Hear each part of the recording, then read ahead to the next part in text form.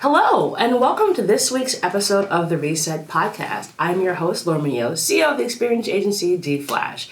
Each week, I bring on a different business leader from a unique industry, and we talk about how they've got there, what they did, and all the trials and tribulations of being a business leader. This is a very special series of episodes with Podcast Row, and our first interview is going to be with the amazing Michelle Aspinwall, who is a coach, skin creator, and author. It's going to be a fascinating conversation. Take a listen. Hi, Michelle. Hi. It's so great to have you on the show. Thank you. It's always, I'm sure you listen to the show, so you know the deal. The very first question is always the same, and I'm always fascinated about the answers people give, and I'm sure yours will be no different. So, Michelle, what was your first job? My first job was at the Proud Rooster. I was frying chicken in Kentucky. Awesome. I feel like you're not the first person to have had a chicken frying experience, but Sure. How old were you? I was 17. Oh, and what made you decide that of all the jobs you could have gotten in Kentucky, chicken frying was the thing? Honestly, it was convenient to my childhood schedule. I was pretty scheduled in ballet, field hockey, swimming, so it was the job I could do with the allotted time that I had. So you were overscheduled. I was. Even as a child. And you're like, no, actually I need money, so I want to do chicken frying. And so when you got this job, what did you learn? What was it? Like, either you'll never again go anywhere near fried chicken, or I love it forever, or somewhere in between. Honestly, it was ketchup. To this day, I cannot smell or eat ketchup because I had to fill the ketchup containers every night at the end. I was traumatized by the ketchup containers. That's unfortunate. Do you like French fries? I love French fries. So everything but everything but ketchup you'll have French fries with. Mayonnaise. Yeah, you see, I'm not. As someone who is a French fry connoisseur, the idea of mayonnaise is not really a thing. Now, a mustard aioli? Yeah, I'm down with that. That I'm good. Down with that, but mayo just, it's so pedestrian. It's like, it's the thing. But okay, if you'll have an aioli, we're gonna be good here. So I'd love to hear how you got to be sitting next to me today in New York City.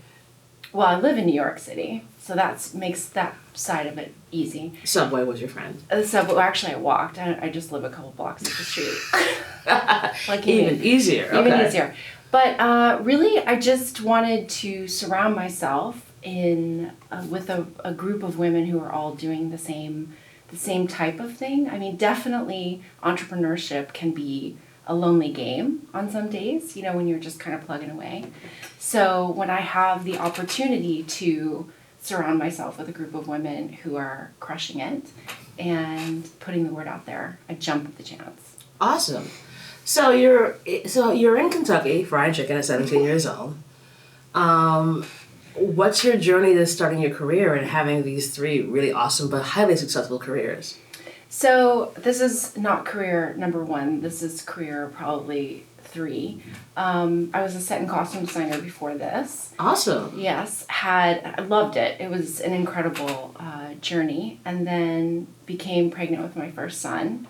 Was also offered my first really big show that I had to turn down because I literally would have been delivering the baby in tech during the tech rehearsals, which is kind of a big deal. No, not good. No.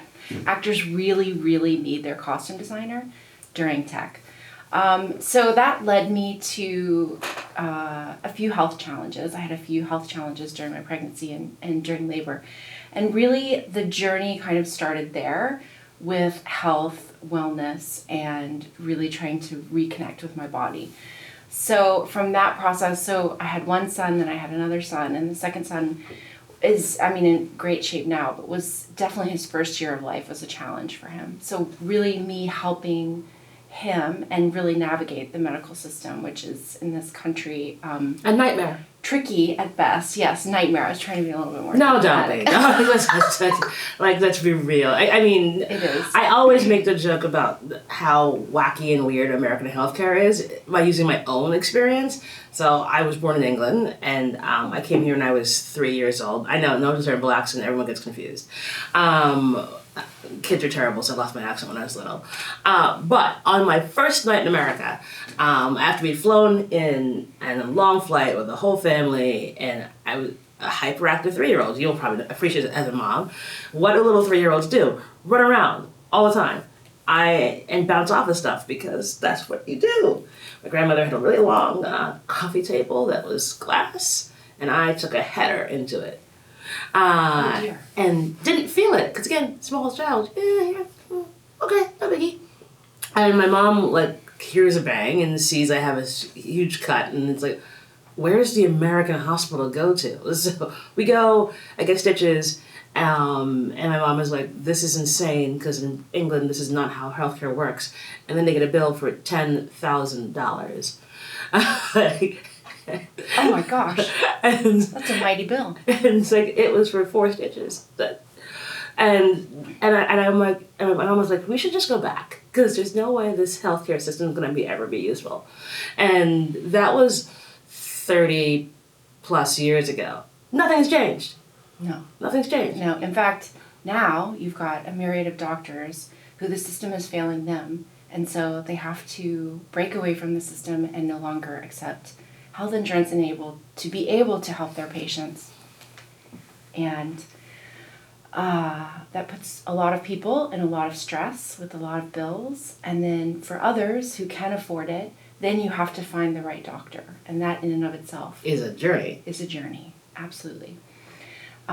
So I guess carrying on, I don't want to make my story too long, but I navigated my own health crisis as well as helping my younger son through the first year of a very difficult life. And through that really understood the power of food. And I know everyone knows this. Everyone's talking about it. Dr. Hyman's talking about there's some really cutting edge savvy doctors out there on the interwebs. And thank goodness for them. They're doing the work of kings, in my opinion. But then we all have to find our way through the system. And I think for me, helping women understand the middle years, so 40 to 50, has become sort of my passion. We're calling it now perimenopause. There's nothing sexy about that word. At all. It just sounds icky. Nor is there menopause. There's nothing sexy about that word. And no one really wants to talk about it. And the reality is menopause is one day, right? It's that day. It's the party day where you haven't had a period for 12 months. But menopause is where it all kind of goes to pot. I mean, if you want to just kind of put it out there. And so I think this country in particular, women suffer during this transition way more than women do in other more traditional cultures. And that's the tricky thing. And that's the thing that sort of, it wears heavy on my heart. And it's really where my story began. So I had my sort of unraveling at 42. Wow. And I say unraveling on purpose because everyone calls it like a midlife crisis. But when you say crisis, I mean, crisis is easy. If you just have a crisis, then you just kind of, you define what the crisis is. And you get through it. And you find a couple of bullet points, and then you target those bullet points, and then boom, you get through it. But in an unraveling, and I mean, it took me a while to come to this word, right? Like, coming up with our words is tricky. It wasn't a depressive unraveling, and it wasn't a psychiatric unraveling. It was really like a spiritual unraveling. All the things that I could hold on to, all the things that were constant, all the elements of my life that were that brought me great joy and that I was quite proud of, started to not resonate and not sit right anymore. And so, and in my circle of friends, I had children later in life. So a lot of my friends are a lot younger than me, like late 30s, like almost 10 years younger. So I started talking about this, and I got the got very quiet around the table. Mm-hmm. And I thought, okay, I'm just going to chill out. I'm not going to bring this too much into the forefront. But then, then that unraveling got a bit louder, and I started to question what I was doing. which was raising two incredible young boys I sort of quit costume and set design to be home with them, to take care of them. It was incredibly rewarding. And then one day, it's not that it wasn't rewarding, it's that there needed to be something else, and that this was no longer what was meant to keep going. So through my journey and trying to figure out how to help myself, I had to learn a lot, go back to school. I did some online courses, and I found some healers that really helped me not only identify with what I was going through, but really understand the physiology of the female hormonal system, which is quite intriguing and miraculous and mind-boggling at the same time. Oh, yeah, of course. Like, you create a life. Like, it's a thing that only women can do. So, and that's just one of the many things that you can do. So, okay, so you have the unraveling, and you figure out there needs to be something more. How does that now manifest itself into what you do now? So, in making myself feel whole and contained and not a spiraling mess, so to speak, I found my path, and then I started to bring women together, and then I started to talk to them, and then I started teaching to them, and then we started figuring it all out, and that brought the coaching into full circle.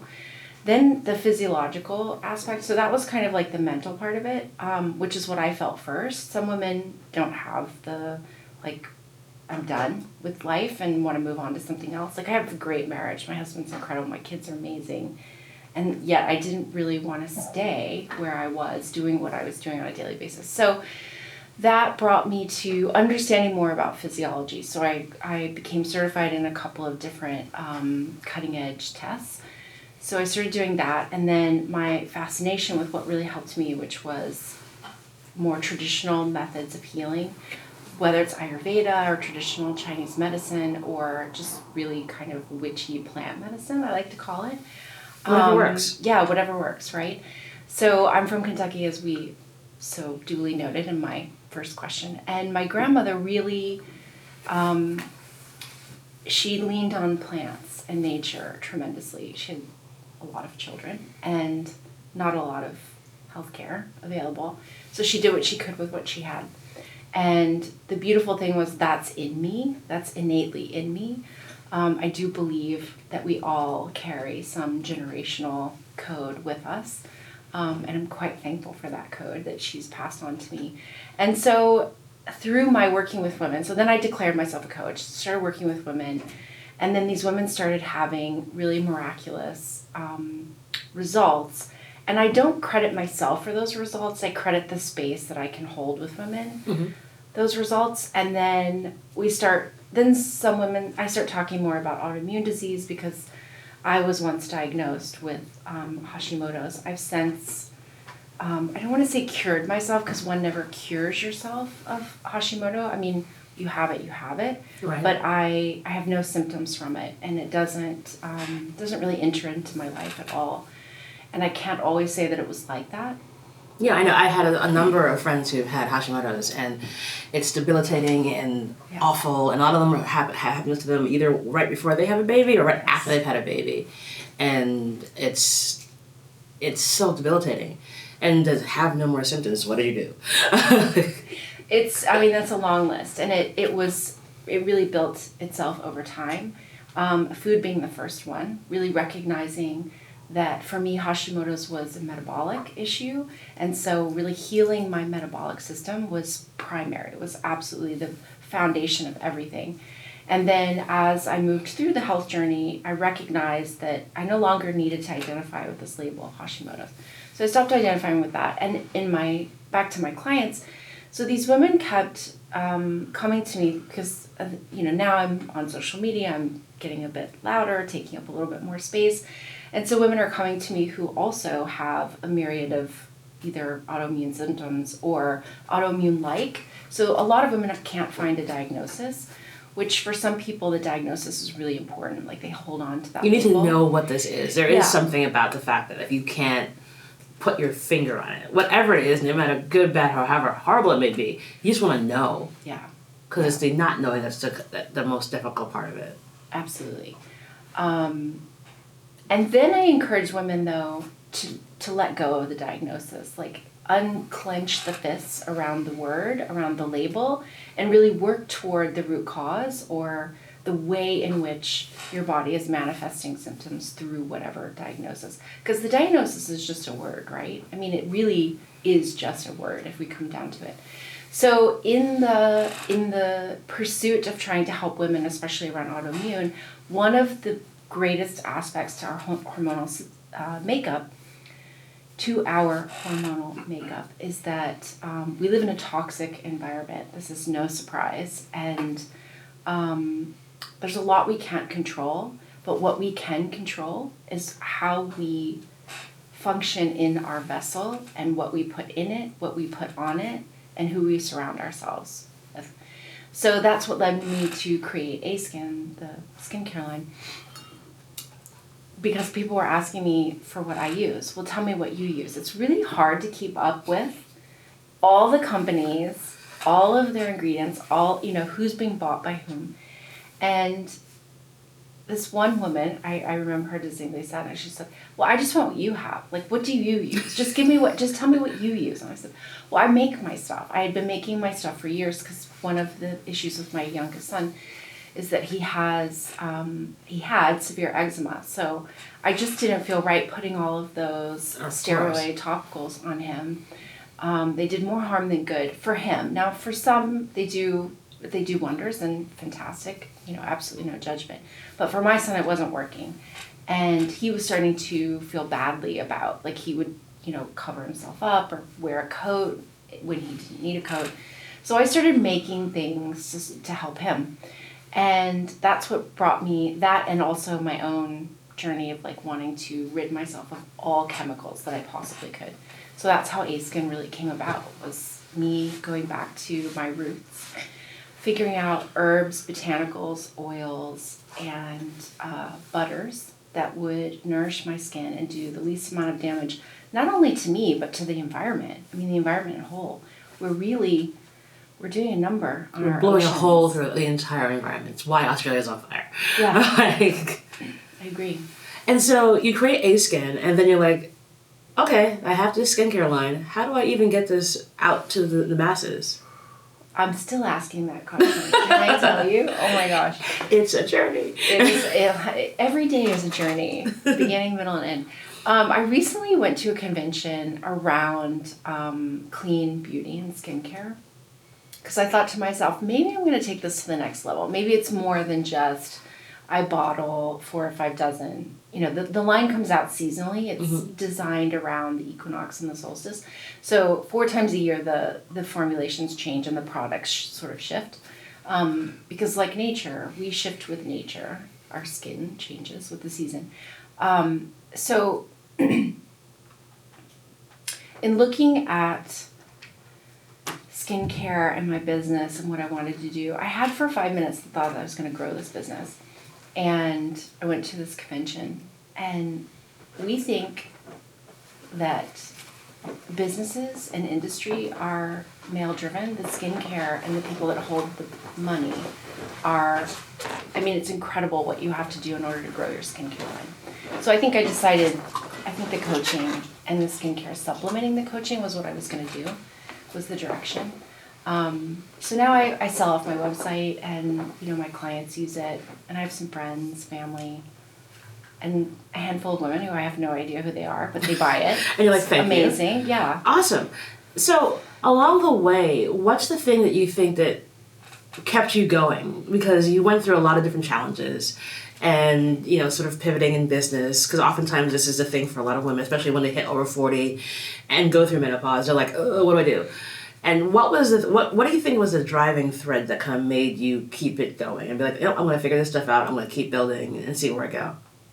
On those really hard days, the thing that keeps me going is the bigger issue at hand, which is really women understanding, learning to align with time. And what I mean by, it's a phrase that I've used a lot in my, in the past year, in my work with women and this stage of life and this transition.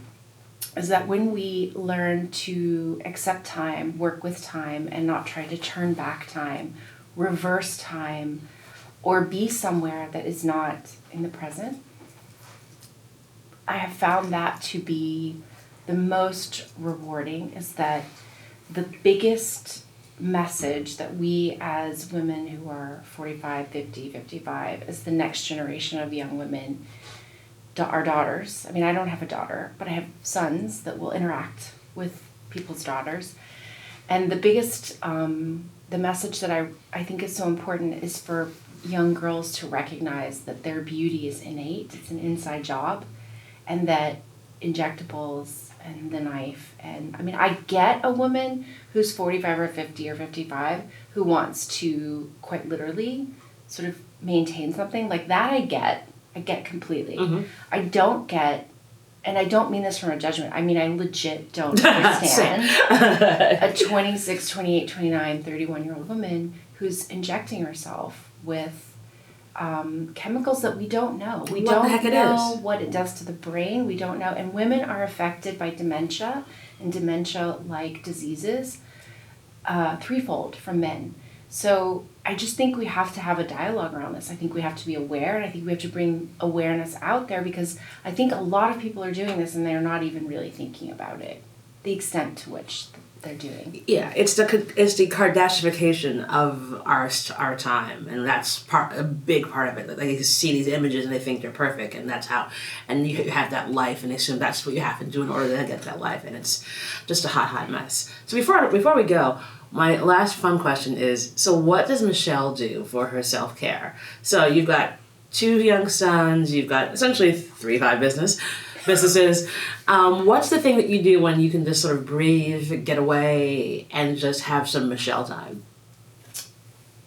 I do a couple of different things, and they're all pretty important in the hierarchy.